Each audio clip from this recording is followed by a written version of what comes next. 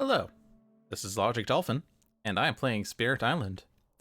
And the intention is to play this set start of Fangs versus France 1 and try to demonstrate that there are different ways to approach this particular setup and still win the game. I'll try to avoid talking about what I think other people will do because that's probably a bit too meta for this, but I will try to discuss my thoughts and plays and ideas and general strategies. So it's not going to really be a tutorial of how to play Fangs because I could spend hours talking about, like, you know, my thought process on why I take these presences and the cards I want to look for and whatnot. But the general idea is that I want to get the cards in the beginning that power up Ranging Hunt, and maybe towards the end I can work on Frenzied Assault. But with what I generally do, I don't end up with Frenzied Assault until later. Because, you know, if you take the presence off the energy track, it's actually a bit hard to even trigger the first tier innate. You can, because you would just need 2 extra animals, plus a moon and a fire, but the third tier is a lot harder. I don't do card plays until after I hit the last animal. So it's going to be just like I focus on these presences. For growth, I generally do the middle 2 options because I like placing a presence every turn for general, you know, advancement of your presence tracks plus visibility of different regions on the board. Power card plus energy, of course, grows your collection of cards if you take a minor, or improves your worst card if you take a major, I guess. But I generally go for minors with this route in the very beginning because Fangs doesn't have the energy to play a major until close to about the reclaim turn, actually. So let's see how this is going to look. So the very beginning, Fangs has to decide between putting a presence in a land with beasts anywhere on the island. With this, I generally try to take the beasts that is as far away from where my current presence is as possible.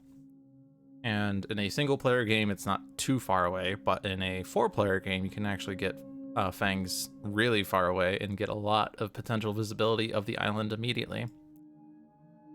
But for here, I think A1's the best. Don't really need to have 2 and A8 unless I intend on destroying that town turn 1 with Ranging Hunt, but we don't know where they're exploring yet, so we don't know what my priorities are at the moment. So I'll just place it in A1. They are exploring the mountains, which is pretty cool. So I already have a presence in A1. I don't generally do the damage part of Ranging Hunt on turn 1, but if I did do that, I can potentially, you know, take out an Explorer, which therefore stops the build, and then also get myself set up for A6, or vice versa, on the other turn. Let's see, so this is France 1. So the only extra rule, other than the escalation and the loss, is that after invaders successfully explore into a land with no buildings, you add an additional explorer there. So there will be 2 explorers in that land, which makes preventing builds slightly harder because you have to work to remove an extra explorer. Plus, even if you prevent the build with disease, you still have to block against the ravage. So the escalation effect, after exploring on each board, pick a land of the shown terrain. If it has a building, add a blight, otherwise you add a town.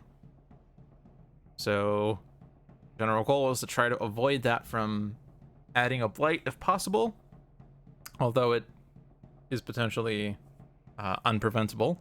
It also is very likely to end up placing a city with the build.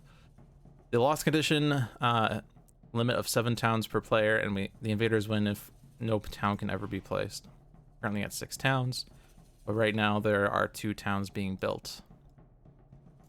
But what I generally do on turn 1 with Fangs is I use Prey on the Builders to prevent a build. And my first presence gives me an animal, so Prey on the Builders plus my animal unlocks Ranging Hunts, Gather 1, and Push 2.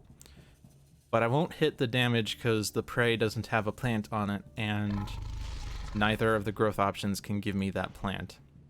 So I don't really worry about the damage on turn 1, but I do use Prey to prevent a build, which essentially functions the same as destroying the Explorer, except for potential extra damage that they do on the Ravage step. But as I said, I generally do the 2 middle growth options for Fangs, so I'm going to go with starting with gain the power card. Since this is an action that reveals new information, it becomes a state where I can't rewind past. So I will start by gaining the power card so that later on, if I do need to rewind, I have the maximum room by doing this as early as possible. So turn 1, we have +1 energy, gained 1 energy, so we're sitting at 2 energy. Most of my cards cost 1 energy, so I really only have 1 energy to play with, especially if I'm playing Prey. I only have 1 other energy to work with, so I'm going to gain a miner. All the miners cost either 0 or 1 energy, so that's generally the route to take if you don't have energy to play with. So cards I generally look for with Fangs would be cards that give plant and animal, because that unlocks the ranging hunt more consistently. We are going up the the energy track, which does give me the elements more consistently, so I don't really need animal as much in the end. I do need an additional plant on each turn. I want to use the damage part of ranging hunt though. A card like Animated Rackroot actually gives a lot of good elements, or Frenzied Assault, except for the animal, but potentially is a good card later in the game.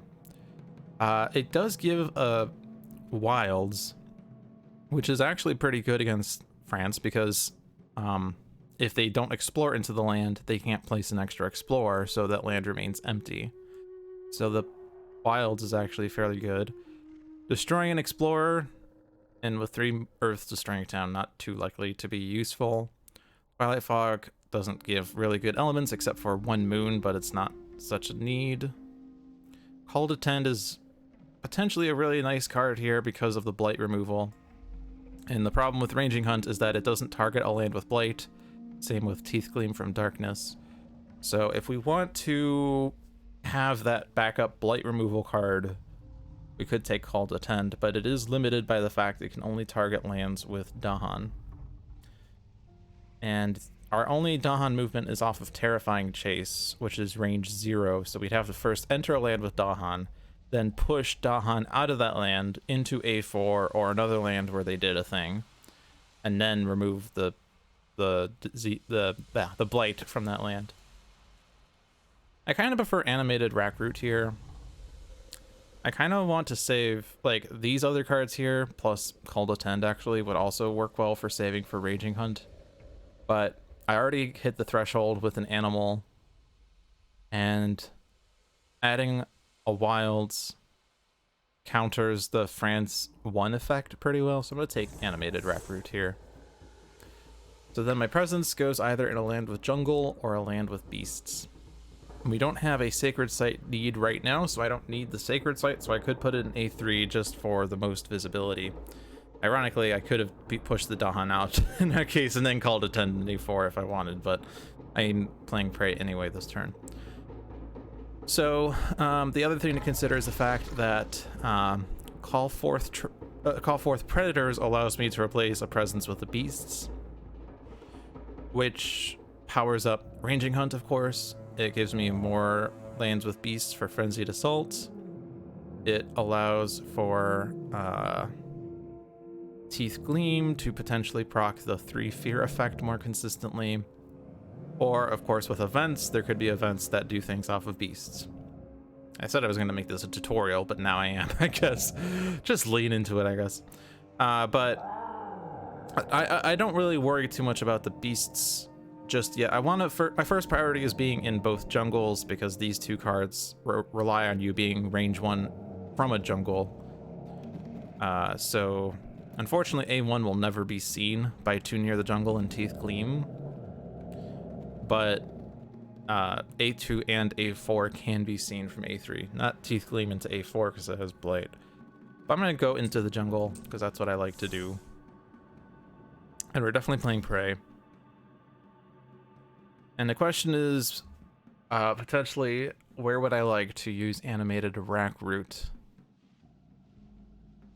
if I'm going to play that this turn? I'm likely to, because I want to save the other animal cards. Because for the first, turn 2 I'll have a plant, turn 3 I have extra energy, turn 4 I have the second animal. I need to consistently play 2 animal cards in order to get to the damage threshold on Raging Hunt for the first couple rounds. So I'm going to play Animated Rackroot and save my other animal cards so that I can do the damage off of Raging Hunt. So now the question is, where am I going to animate it a rack root? And I can sort of control it a little bit more easily because I can use Raging Hunt to put beasts wherever I want them to be, and by extension my presence. I do want to put two beasts in, or at least one beast in one of these mountains, and have an adjacent beast to take out the town that gets built. So I think I'm going to stop the build in A1. They can build in A6, and I'll leave the beasts there. I guess that means that because of how I need to, I can only gather beasts. I can't push two beasts. Unless, there's no place I can even push two beasts from. Unless I had converted the A8 presence into a beast, but that would require the presence to be there. But I think stopping to build in A6 is fine.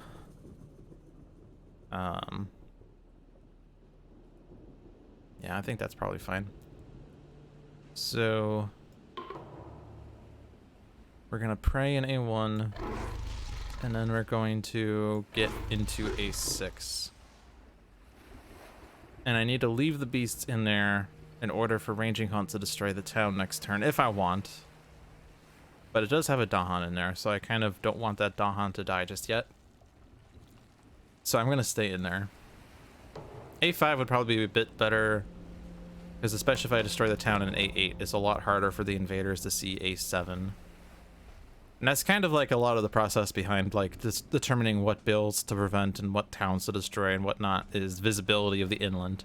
You're generally in a really good state if the invaders are all along the coast and they can't see a lot of the inland, because it limits their actions and gives you less to worry about. But in the first couple of turns, you obviously can't control that too well. So they explored jungles, which means they're potentially building a city in A8. The only way to stop that would be to destroy the town with Raging Hunt instead, which then kills the Dahan in A6 unless we get a defend. It's possible we get a defend. It's also possible for the event to provide some extra effect like defend in lands with Dahan, which wouldn't actually be enough for 3 damage. If we can somehow deal with both A6 and A8, then actually A5 and A7 are not seen, and the next card is guaranteed to be either a sands or a wetlands. I mean, stopping... Well, I guess we can't actually outright stop it unless I just destroy the Explorer with this instead of placing the wilds like I had first planned. But if I do take out the Explorer, Raging Hunt to kill the town, they don't build an A8. So they can't see A7 if they explore sands.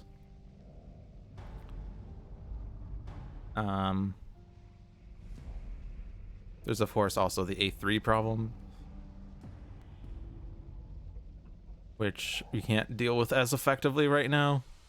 It's potentially Raging Hunt in 2 turns.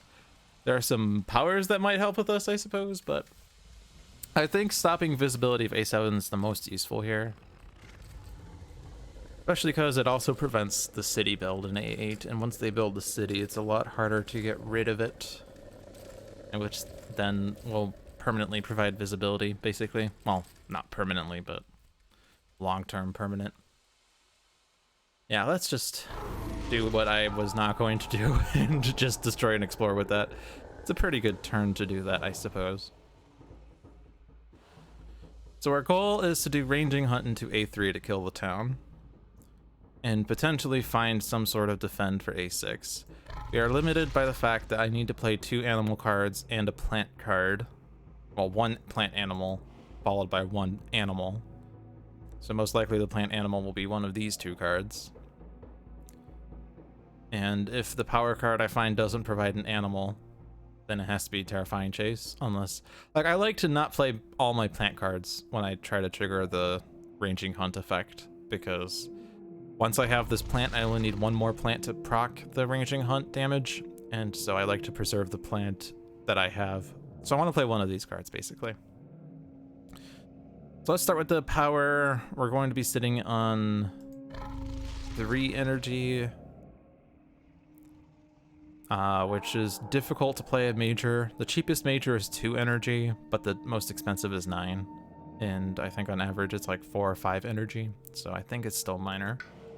Plus I like just taking minors to start with because it gives you potential forget fodder for later. None of these cards provide animal, which is pretty upsetting. Shadows of the Burning Forest actually provides the exact same elements as animated Rackroot. Fun fact. But for preventing the city build, none of these help. For defending A6, none of these help. So what do we want to utilize instead? If we take Shadows of the Burning Forest... we can't use it this turn is the problem. I was thinking we could take out a town and explorer from A3 and then that blocks that Ravage next turn. But unfortunately... we don't have the animal, because we still need to play 3 animals, or 2 animal cards to get to 3 animals. So unfortunately, that doesn't work. Anything I would want to consider for a future turn. Pushing 1 explorer is not as helpful against France because it doesn't stop a build. +3 for targeting coastal lands, plus use a slow power fast or vice versa. But it doesn't give any elements that Fangs wants. Honestly, it seems like these are cards that I'm going to forget for a major power later. On the other hand, Drift Down does provide Defend 4 in A3, which would wipe out the town next turn.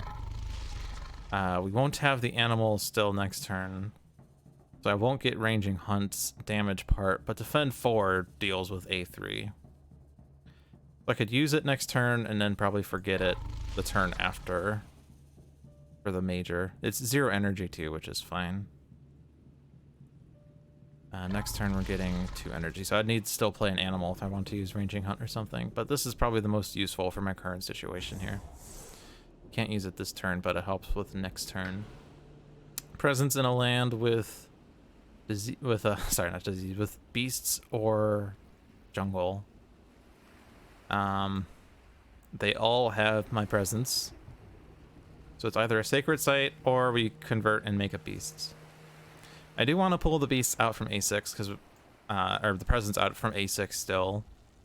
I could convert it into a beast, and then when I take 1 beast out, it's potential that the event does do damage to a town, or deals 2 damage per beast, which takes out the town, effectively stopping that Ravage from being a problem. I could also just push the beasts out of A6 once I'm done, because they don't need to be in A8 after the fact. They can go in A6, both in A6 or 1 in A5, in the event they explore the wetlands. I could also put a beast in A3 by putting a presence there. I think I'm going to do that. We don't need a sacred site right now, so we'll make this a beast, because beast destroying explorers is good. Or beast dealing 2 damage is good. Or 1 fear per beast in land with invaders is good. We want to trigger a Ranging Hunt, which requires 2 animals and a plant, and I want to save my plant animals for proccing this later, so it's either Too Near the Jungle or Teeth Gleam. And...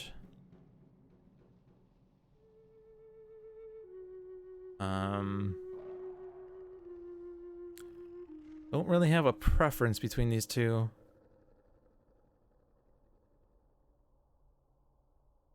Mostly because it doesn't really stop explorers that well. Teeth Gleam is probably the most helpful for stopping a build later. But Tooth Near does give a fear. I guess both give a fear, actually. Yeah, so we'll just do Teeth Gleam then. So if they explore into wetlands, we can place a beast into there, and then I can put a presence in there. Yeah, that seems better than just destroying the explorer. Because then once there's a beast in there, I can put a presence in there and You know, if they do explore A2, we can potentially even take out the city that's already there. So this explores either wetlands or sands. I guess I'm tutorializing this after the fact. So the stage 1 cards are all wetlands, sands, jungles, and mountains. So it's 1 for each of the land types. Stage 2 cards are the same as stage 1, so the 4 land types, plus there's also a coastal card, which affects the coastal lands. And then stage 3 instead is, instead of those options, it's a pair of lands. So jungle and sands, or wetlands and mountains, or mountains and jungles, and all that.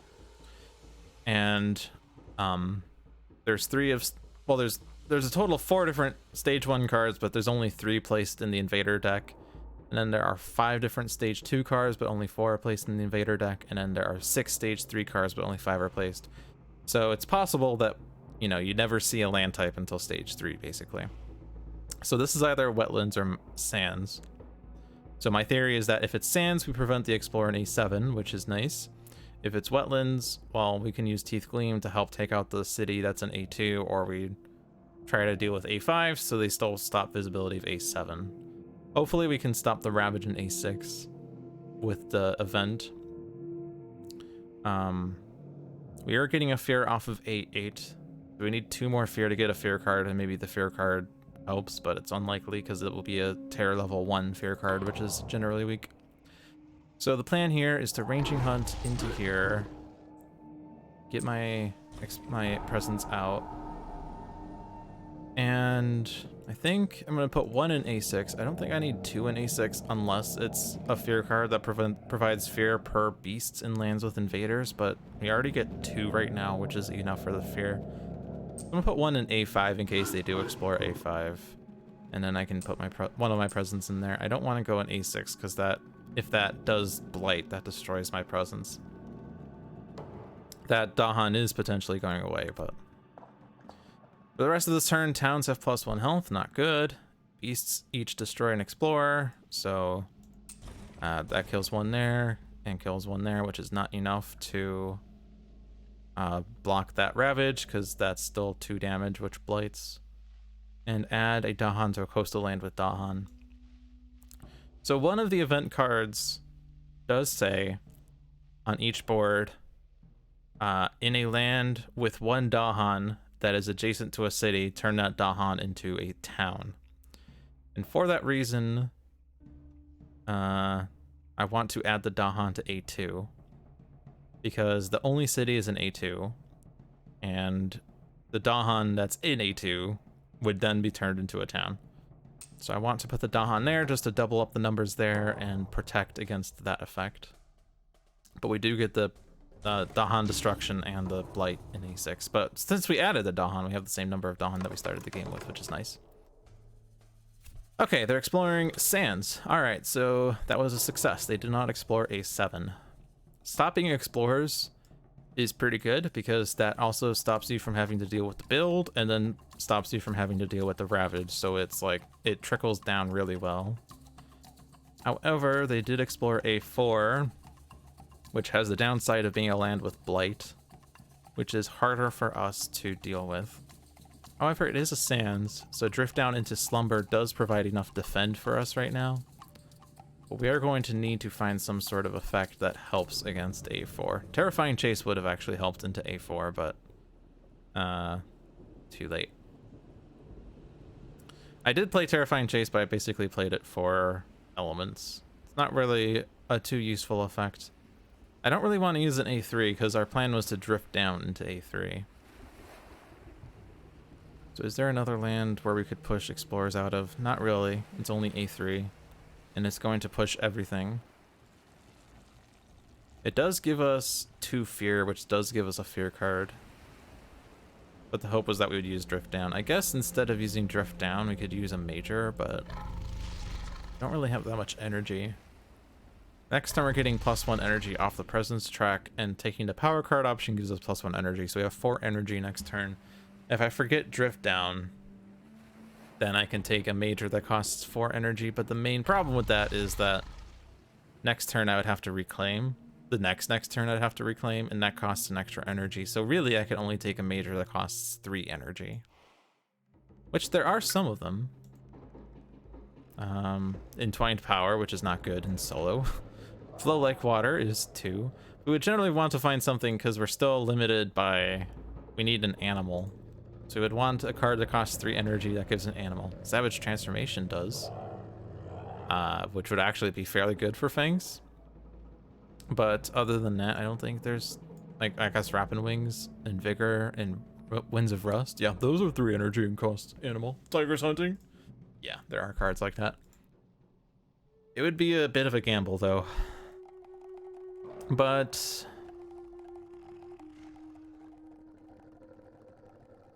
I can't really use Ranging Hunt next turn anyway, though, is the thing. If I'm playing my cards here, because I don't have the 3rd animal.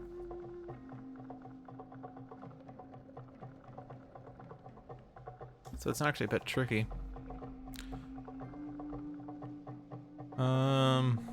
Yeah, this is also limited by... You can only target lands over here or lands over here. Probably putting it in A2 is the best anyway.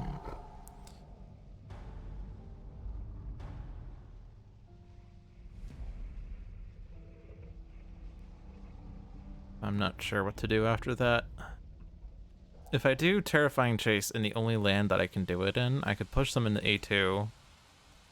Then I don't need to drift down, but I could instead play something else. I guess I don't have to gain a major next turn. I could take a minor. A minor that gives animal. But I can Raging Hunts.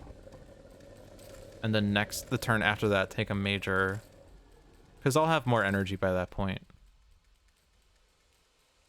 I guess the problem was my drift down is my forget fodder. I'm not playing it next turn. I guess no, I'm playing it in A4, right? So next turn I take an animal that I forget, or I forget one of my base cards, which is fine. Like Terrifying Chase is generally the choice for forget fodder, because it doesn't really give that good elements other than an animal. And the push effect is at range 0, so it's not too strong. It would have helped with A6 last turn, by the way. But I guess we'll go ahead and do that. We are actually pushing 4 things. So we're also pushing the Dahan out, which is interesting. If we put the Dahan in A4 and we defend it with drift down, it's actually good. So I guess that's actually good enough. A2 is now the danger land. Is it push up 2? Yeah, no, it's just push 2. It's a forced push. But we did get the fear. We do drift down in A4 next turn.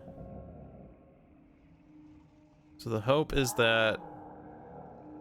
I think if we put a presence in A2, convert that into a beast, and then Ranging Hunt into there to kill the city is the plan.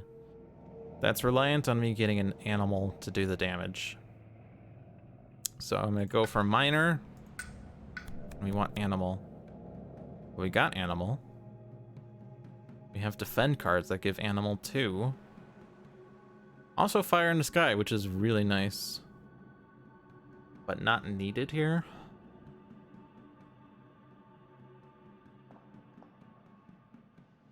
The problem is we don't need the defend. We don't need either defend. Nature's Resilience is really good defend, and it gives the plant animal, which is generally good. And it also provides for blight removal if we have 2 waters. We have 0 waters though, and the weird thing about this is that this card also doesn't give waters, so it's 2 other cards that give water. So it's unlikely we're gonna proc that soon enough. Cycles of Time and Tide removes blight, but it's coastal, and none of the coastals have blight. So if our interest is in dealing with A2 or take out the city in A2, they're not doing anything in there, but we do already have the sands dealt with for this next turn. There is an event card that says in the land with the most invaders, push an explorer and town into as many adjacent lands as possible. If they do that, defending the jungles would still be okay because we could push a town into A3 and it wouldn't matter. I think because it's free and we're thinking about taking a major next turn, we take Sap the Strength. But Nature's Resilience would be really good for elements. And Fire in the Sky is generally good, despite the elements. Like 2 fear and a strife gives you half a fear card and also a pseudo defend. I mean, it's not a pseudo defend, but you know, instead of defend, it's this building doesn't ravage, which is basically defend. But I'm gonna take the card that's free and has animal. And we want to do a beast's conversion in A2. And we want to play the cards that give me elements.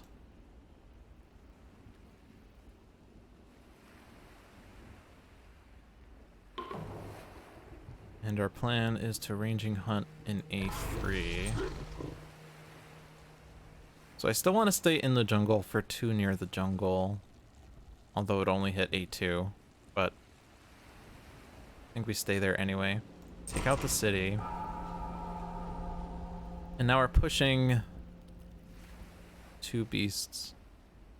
Still possible for beasts to deal 2 damage, so that could stop the build in A4 outright. I don't think it's worth putting in A1. It could kill the Explorer, but that Explorer is not doing anything right now. Leaving it A2. Like, if they do deal 2 damage, I guess it is going to take out the town that's in there already. But if I leave it in there in the Explorer Wetlands, because it's a stage 2 card next, they could do anything. But there's also the escalation effect to consider. If they explore Wetlands, we're going to have to put the town in A5 if we don't want the blight in A2 for ranging hunt purposes. Right now with the escalation in all boards, we can put a town easily enough. A7 would actually be the most annoying town though, because they're ravaging in that. I guess drift down would provide the defense still, but we were thinking about that for A4. Anyway.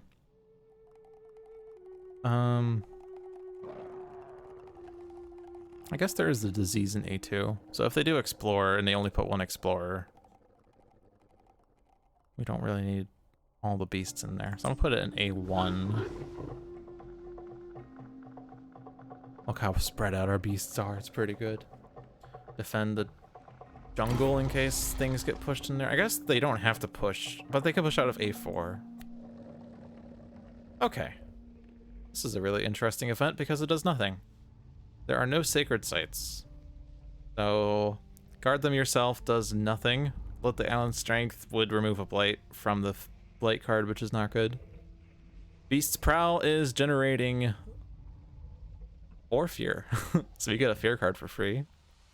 Spirits with 4 Dahan amongst its lands gains a minor power. We have 0 beasts. Or, sorry, 0 Dahan. But we are getting a fear card, which is nice.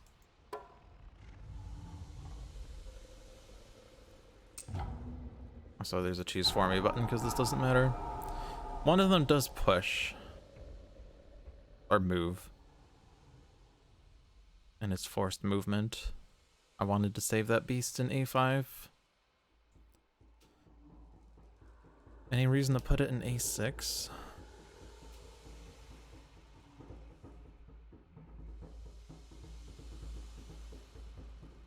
They can't explore A7 now because of the event card. Beasts are in every land except A5, but I already have the presence in there. So like for presence placement purposes, I'm thinking about, but I think I just push it into A1, keep it coastal now. I'm gonna leave my presence there because I can't place it back currently. Fear card number 1, push the Dahan from a land with invaders or gather a Dahan into a land with invaders. Doesn't seem helpful here. We already have enough Dahan for A4. You don't have cities, so single Dahan are fine. Maybe it is fine to move a Dahan. Let's move the coastal Dahan. Push it towards the mountain, I suppose. Remove an explorer town from a land with beasts. This town removal is really strong. Because it stops visibility of A8. They're building A4, so they're still going to see A5. But if I remove this town, they don't see A8 or A7. They would still potentially put the town in A7 if they explore the sands in the escalation, and I don't want to put a blight in A4 because of the cascade.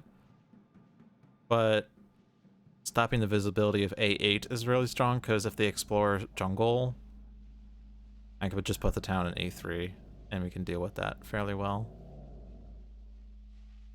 I guess it would be a coastal city, because I don't think we actually have enough beasts to deal with it, per se.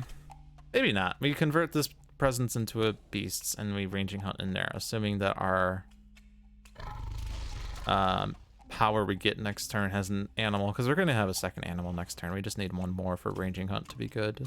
So yeah, we remove that town. Stops the inland visibility. Ravage jungle, build sands. Explore sands. Okay.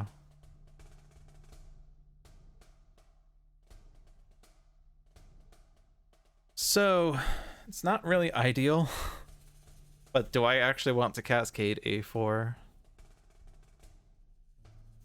So, cascading is gonna blight the island, but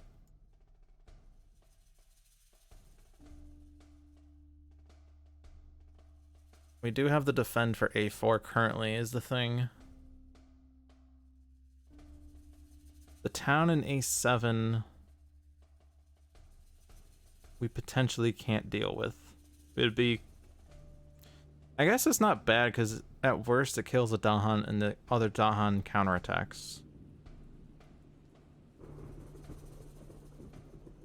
And the major power could deal with it. We are very close to Terror level 2. Yeah, we were 1 fear away. If we kill all the towns, we win the game.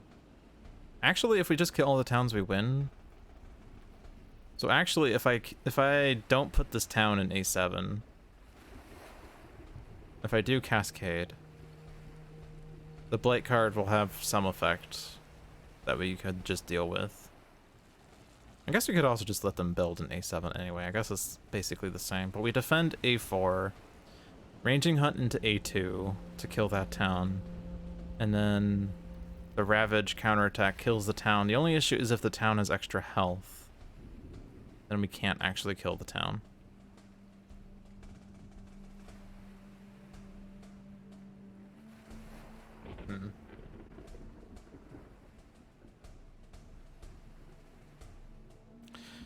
But, I mean, since we are this close to victory, I think going with the route that... Because if they do blight off of the Ravage, we don't get the event card blight effects if it's a healthy versus blighted island event card. Yeah, I think we do it in A7 then. We are very close to victory. We just need to kill the 3 towns. So... Ranging hunt doesn't, or sorry, too near the jungle doesn't do that much. Actually, it does kill an explorer, yeah. So we killed the explorer in A4. So that defend 4 is more likely to be enough. Sitting on 4 energy. Did I play 0 energy of cards last turn? I guess I did. Okay, so I have 6 energy this turn plus 1, so it's absolutely a major, like bar none. A major that gives animal would be good. Sea monsters is hilarious, but largely unnecessary. All of these are slow though. But we just win off of the event. Or sorry, off of the Ravage. If we don't win, sea monsters is just really good with Fangs, but it only targets coastal and wetlands. So not, you know, the other lands, but we still have lots of beasts, and we could, after ranging hunt, like we can actually put like 4 beasts in A1 and then get 8 fear off that, and maybe even get to Terror level 3 and win off of the city, assuming that, you know, towns have extra health and we can't deal with A7. Cost of 2 land thrashes to ensure victory then, but at that point, like, the thing is though, they are going to escalate and build another town somewhere. And so that would just be extra stuff we have to deal with. So I'm going to take sea monsters. It's just what you would like to have. As the kids say these days, you love to see it. And we'll take the last animal.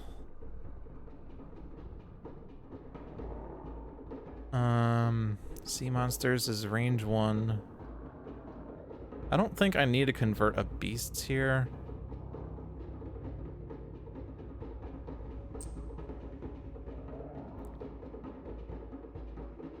We already have range 1 visibility to all coastal and wetlands. We have range 1 visibility to all lands, and we still don't have sacred site requirements. The only other thing would be range 0 for animated rack root or sap the strength or prey.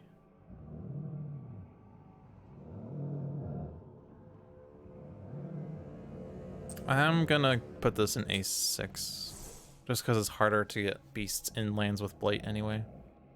Play these cards. And then ranging hunt here. Build the town. And then get everything into A1. Does this add one too? It does add one. I don't need 4 beasts in there then. So I don't know if it really matters where they go then.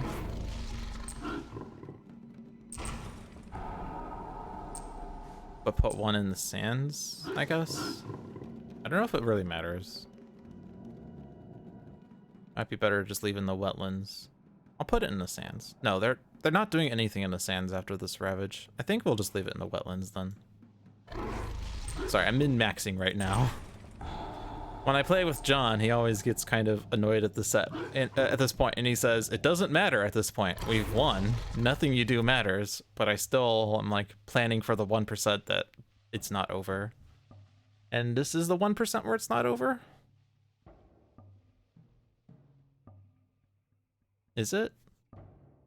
2 damage to Dahan in a land with town city. Which would actually be A4 or A7, which is not good. Add a blight to a land with at least 2 buildings, but none of those exist. Buildings have -1 health until the end of the turn, but then new diseases adds disease to a land with Dahan and invaders. I guess that could just be A1. Okay.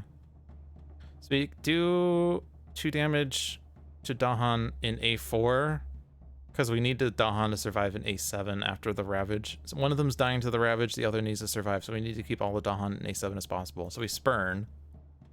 We do the damage to Dahan in A4, and we put the disease in A1. I guess A2 also would have worked. Oh yeah, it does have a Dahan, but disease in A1 would generally be smarter.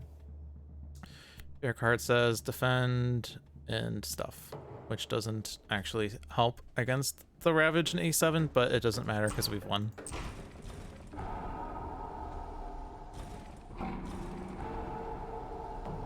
And we won. Terror level 2 victory, no buildings on the island.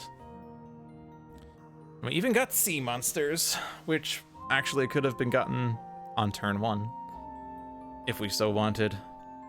So anyone that takes a major power early would have had a sea monsters, which is hilarious. But we did that. We didn't blight the island. We got 41 points. 3 Dahan survive. That last event card just killed most of the Dahan. Plus the Ravage, of course. Half the Dahan died in the last 5 seconds. And 3 blight on the island. But we didn't blight the island.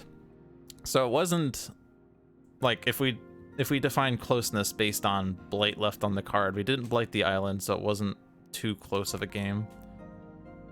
We weren't really at a major threat at any point. We could have done many things and not really changed the outcome of the game that much. I think the big thing was we stopped the Explorer in the sands on turn 3, which then basically, because if they had explored the sands and we couldn't like stop both builds, and they did build in both sands, we would have had to put a blight somewhere, and it probably would have been in the sands. And then it just would have been harder to deal with both Ravages. We did have a lot of defend out of the minor powers, though. We could have had a second defend card with our second minor power choice, or third, or whatever, I forget. So we could have potentially defended both sands this turn if we had gone that route. And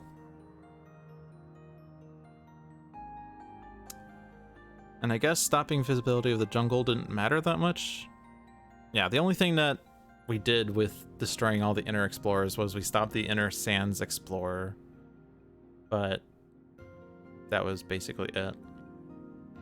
Now, if they did do something and this town survived, they would have had visibility of everything except for this mountain, but it still would have been fine.